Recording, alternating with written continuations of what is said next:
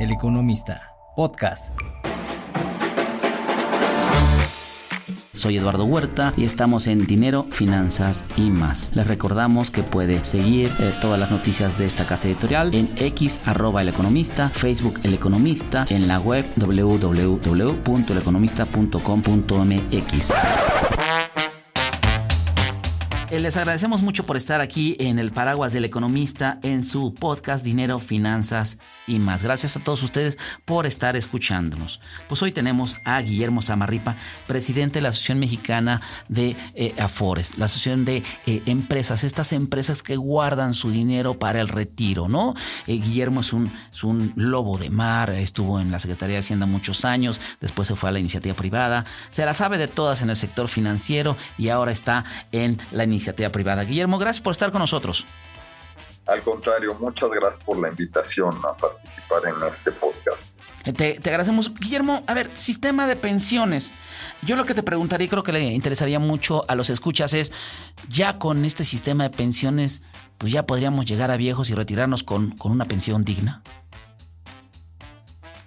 Yo creo que las condiciones que se definieron en el 2020 sí le permiten a la gente llegar a la vejez con una pensión digna, siempre y cuando tengan dos comportamientos. El primero es participar lo suficiente en el mercado laboral formal, porque mientras yo esté trabajando, estoy contribuyendo y eso es lo que al final me va a dar un saldo importante en mi cuenta de ahorro para el retiro y me va a dar el ingreso en la vejez. La segunda condición es que a temprana edad se pongan a hacer cuentas para ver con su historial de cotización a cuánto estarían llegando y si les falta para lo que quieren hacer en el retiro, que completen con ahorro voluntario. Yo creo que esas son las dos grandes salvedades que dependen de las personas para que el sistema funcione bien. Imagínate, Guillermo, y lo que dices, imagínate que le pudiéramos decir a los escuchas, a los chavitos 20, 25 años, que ahorren 1,000 pesitos, 500 pesos mensuales durante los próximos 40 años. Bueno, pues van a tener una pensión bastante interesante y hasta nos podrían llevar unas flores a la tumba, ¿no? Para agradecernos el buen consejo, ¿no?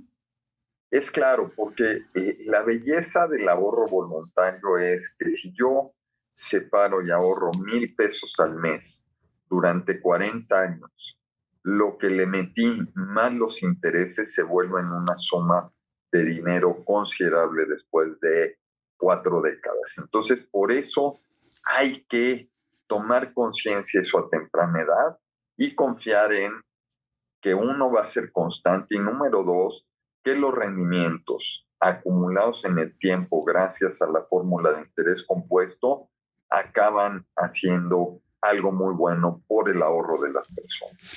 Tenemos a ver si nos queda muy claro, si nos equivocamos nos dirás.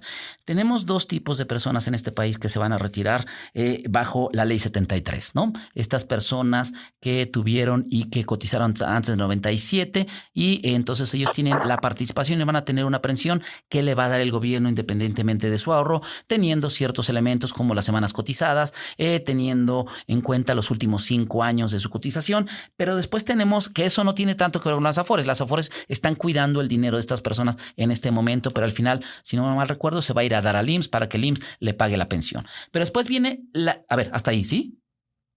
¿No?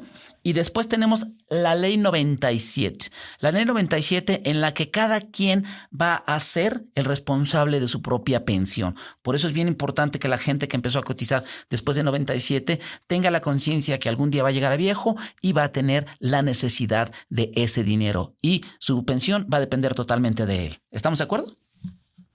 A ver, estamos de acuerdo, pues yo creo que hay que meter dos matices a esta discusión.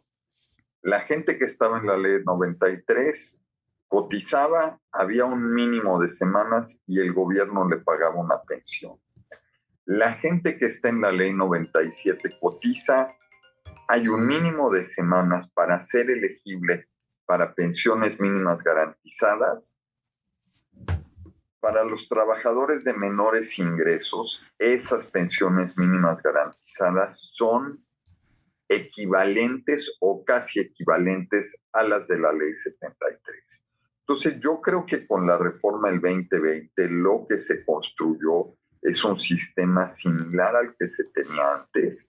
La gran diferencia entre los de la ley 97 y los de la ley 73, trabajadores, digamos, hasta 12,000, 13,000 pesos, es que en la ley 73 con 500 semanas podía tener derecho a una pensión, y en la ley 97 para este 2024 son 825 semanas. Entonces el requisito de elegibilidad es un poco más estricto en la ley 97, pero nosotros en Amafore tenemos ahí algunos cálculos que nos dicen que las tasas de reemplazo pueden ser parecidas para ese grupo de trabajadores si llegan a cumplir con la condición de elegibilidad. Tasa de reemplazo, estamos hablando de que al final estos que llegan hasta 12,500 pesos podrían al final de su vida productiva llegar a recibir esa misma pensión ya estando en casa, ¿no? Una pensión similar a la del esquema anterior. Ok. Y ahí hay un tema que es bien importante. No es preciso lo que supone mucha gente, que en la ley 73 todo mundo se retiraba con el 100% de su sueldo. Eso no es cierto. En la ley 73, el nivel de pensión dependía de dos factores. Uno, del número de semanas de cotización. Y lo que hacía la ley era, el mínimo para tener una pensión eran 500 semanas, pero mientras yo iba cotizando más semanas, iba teniendo derecho a una mayor tasa de reemplazo. Y lo otro era el nivel salarial.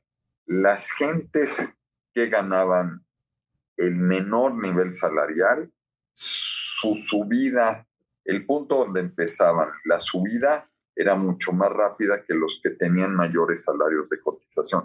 Entonces, la pensión de la ley 73 dependía de salario y semanas. Uh-huh. En promedio, por lo que vemos de cotización, ya las tasas de reemplazo son bastante parecidas a condiciones iguales. Claro. Nada más para que quede claro a nuestro auditorio y tú me dirás si estamos equivocados, la reforma al sistema de pensiones el 2020, básicamente lo que les dice, sí cambian las semanas de cotización, pero antes había una aportación del 6.5 de tu salario para el ahorro para el retiro. Era una parte tuya, una parte del gobierno y una parte de la empresa. Ahora hay una modificación y se modifica esto, y con un ingreso, con una aportación en el 2030 hasta el 15% del salario, lo que va a ayudar a que tengamos una mejor pensión. ¿Estamos de acuerdo? Es correcto. Esa mayor contribución va a ayudar a que se tenga mayor pensión, pero lo otro de la reforma del 2020 era el cambio a las mínimas garantizadas. Los niveles de mínimas garantizadas subieron, sobre todo para proteger a la gente que gana hasta 10, 12 mil pesos. Ya. Entonces, son esos componentes lo que le hace...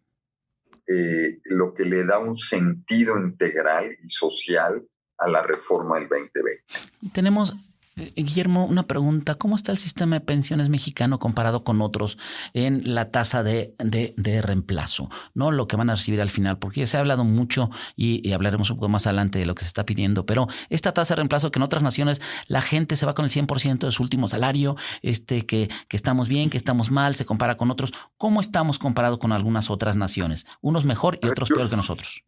Yo creo que hay que entender el comparativo internacional en dos dimensiones, ¿no? La primera es el promedio y la segunda es los que menos ganan, ¿no? El promedio se refiere a lo que gana el pensionado, que es trabajador promedio en un sistema. Esto incluye a los que ganan poco y a los que ganan mucho y a todos los trabajadores.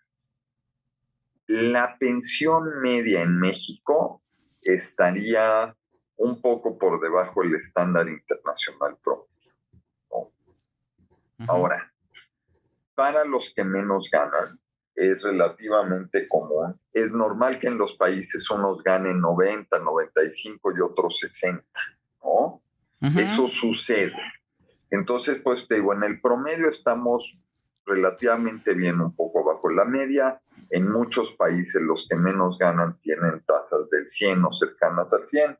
Y yo creo que en los que menos ganan estamos tendiendo a esos niveles, sobre todo si consideramos lo que es la pensión universal de adultos mayores, que al final es un dinero que da el gobierno para el ingreso en la vejez de los trabajadores.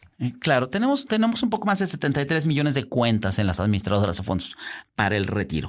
De esos 73, ¿cuántos crees que estén aportando lo suficiente para llegar? ¿Cómo ves este sistema? ¿Cómo ves este número? ¿Cómo ves que le va a ir a estas 73 millones de personas a la hora de retirarse? A ver, este número hay que desglosar. Primero están las cuentas registradas y las asignadas. Las cuentas asignadas son cuentas que todavía no tienen un beneficiario y son alrededor de 18 millones de cuentas. Entonces hay 55 millones de cuentas que tiene una persona detrás. Este número hay que compararlo con el número de afiliados permanentes al ISSSTE y al IMSS. Okay. Principalmente el IMSS, ¿no? Que son casi 23 millones de personas. Estamos hablando de que en cada bimestre están contribuyendo aproximadamente 25 millones de personas respecto de 55 millones de cuentas. Es decir, poco más del 40 y cacho por ciento, ¿no? Este dato es consistente con ¿qué? Con la estructura del mercado laboral en México, en el cual de la población económicamente activa, poco más del 55% de los trabajadores que están participando en el mercado laboral son informales y el 40 y tantos formales. Entonces, lo que yo tengo en las cuentas, en número de cuentas, en cuentas que están contribuyendo cada bimestre, es un reflejo de lo que sucede en el mercado laboral de nuestro país, con una alta informalidad. Oye, la otra característica del mercado laboral en México es que hay mucha gente que está migrando entre formalidad e informalidad. Entonces, no es cierto que el informal siempre se quede informal y el formal se quede no formal. Ahí hay una cierta movilidad. Que es preocupante, eso sería un tema más adelante, que mucha gente está en esta informalidad, ¿no?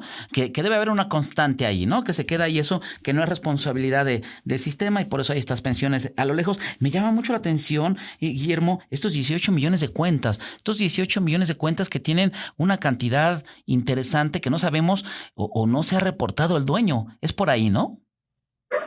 El dueño no se ha registrado. Como está el proceso hoy, de acuerdo a la ley, cuando una persona va al IMSS, la dan de alta y le asignan un número de seguridad social, ese número se vuelve la llave inicial para todo lo que tiene que ver con seguridad social. Entonces, cuando una empresa paga las contribuciones de seguridad social, paga lo que es la parte de seguro médico y todas las demás contribuciones, y va el dinero a la pensión.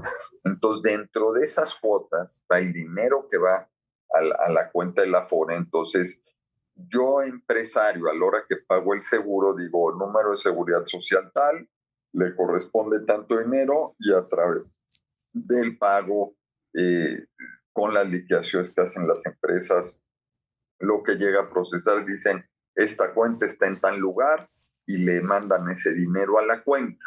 ¿Qué es lo que sucede? La gente no ha ido a reclamar y a decir, esa cuenta es mía. No.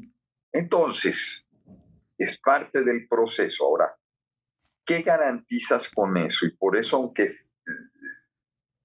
digamos, cuando tú diseñas regulación, tratas de ver por el bien común, pero siempre hay efectos secundarios. Uh-huh. En este caso, ¿qué bondad tiene este proceso? Que cualquier gente que se da de alta en el IMSS y empieza a contribuir a la seguridad social, automáticamente el dinero de su ahorro para el retiro va a ir a una cuenta. ¿Cuál es el problema? Que ese número de seguridad social lo tengo que asociar con una persona, ¿sí? Ajá. Entonces, esa parte es inherente al modelo operativo, tiene la bondad de que el dinero llega a la cuenta, pero tiene el problema de que la gente se te quiera registrar. Ahorita, parte de lo que que es uno de los retos hoy del sistema, es cómo se depuran esas cuentas para que la gente vaya y se registre y que haga que la cuenta sea suya realmente.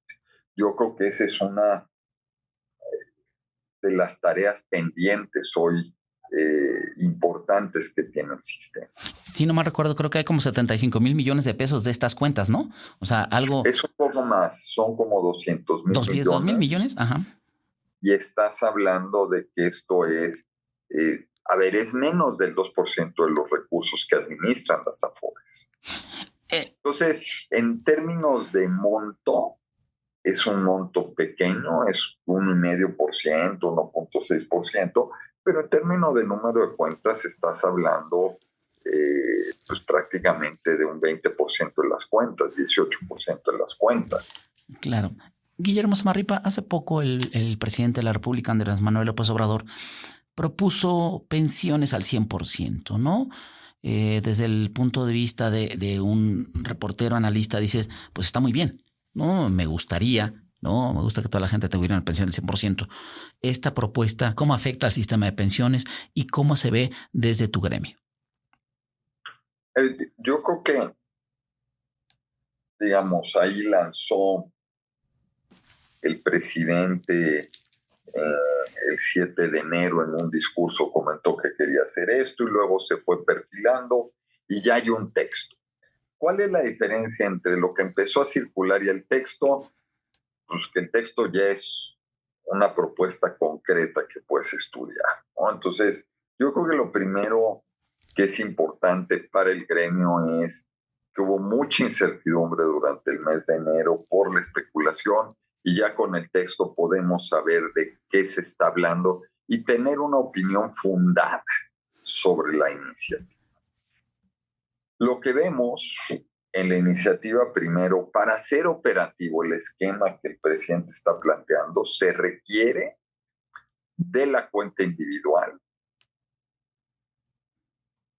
y de las administradoras. Entonces, desde el punto de vista operativo del sector, no se está afectando la estructura conceptual de manejo del ahorro para el retiro a través de cuentas individuales, etcétera, etcétera, no se está afectando. Yo creo que esa es una gran noticia para millones de trabajadores y trabajadoras que tienen su cuenta y también pues para las propias administradoras. Lo otro que hace la iniciativa es poner un límite. Dice, es el 100%, pero para un grupo de trabajadores que son los que menos ganan. Yo creo que esto es algo también muy bueno porque está acotando de alguna manera el beneficio. Ahí hay voces que dicen, bueno, hay que hacer las cuentas. Yo creo que ese es un planteamiento sensato, el sentarse a hacer cuentas. Y lo que va a estar a discusión es si ese límite es el adecuado o no. Si está un poco alto, igual y ahí se llega a alguna negociación. Entonces yo creo que ya estamos hablando sobre un modelo conceptual operativo en el que coincidimos y lo que va a quedar seguro al proceso legislativo es todo este tema de calibrar los detalles, pero pues va a ser un proceso, hay que ceder en las cámaras con un alto componente político y habrá que darle seguimiento, pero en la parte filosófica general yo creo que el planteamiento es un planteamiento consistente con el modelo operativo, no destruye lo que se ha hecho y construye pensando en los trabajadores de menores ingresos. Entonces así es como le estamos viendo. Como tú estás diciendo un poco, este planteamiento es, a ver, no se está cambiando nada, cada quien es responsable, tiene su propia bolsita de ahorro, si me lo permites decir de esa manera, no se mete en una canasta donde todo es de todos, las cuentas individuales las tiene que administrar algo, no se quiere desaparecer a las Afores, y creo que el presidente y todos los demás participantes del mercado, incluyéndolos ustedes, lo que quieren es generar mejores rendimientos para las personas a la hora del retiro, ¿no? Y mejores condiciones a la hora del retiro también. No solo mejores rendimientos, también mejores condiciones. Gracias a ustedes por habernos escuchado. Aquí estamos en esta casa editorial. Les agradecemos. En la producción estuvo Fabián González y en la conducción Eduardo Huerta. Gracias y hasta la próxima.